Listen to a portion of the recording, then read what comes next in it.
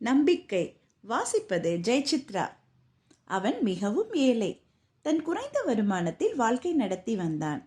ஒரு நாள் தெருவில் பழங்கால காசு ஒன்று கிடைத்தது. அந்த காசின் நடுவில் துளை இருந்தது. துளையிட்ட காசு கிடைப்பது அதிர்ஷ்டம் என்று ஒரு நம்பிக்கை. அதனால் அதிர்ஷ்டம் என்னை தேடி வரும், பணக்காரனாகி விடுவேன் என்று நினைத்தான். அந்த காசை தன் கோட்டுப்பையில் போட்டுக்கொண்டான்.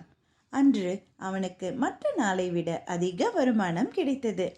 எல்லாம் காசு கிடைத்த நேரம் என்று நினைத்தான். அன்றிலிருந்து அவன் தினமும் கோட்டுப்பையில் இருக்கும் காசை தொட்டு பார்த்து கொள்வான். வெளியே எடுக்க மாட்டான். சில ஆண்டுகளில் பணம், பதவி அனைத்தும் வந்து சேர்ந்தன. பல வருடங்களுக்கு பின் ஒரு நாள் தன் மனைவியிடம் அந்த காசை பார்க்க வேண்டும் போல் உள்ளது என்றவாறு கோட்டுப்பையில் இருந்து எடுத்தவனுக்கு அதிர்ச்சி. அந்த காசில் துளையே இல்லை.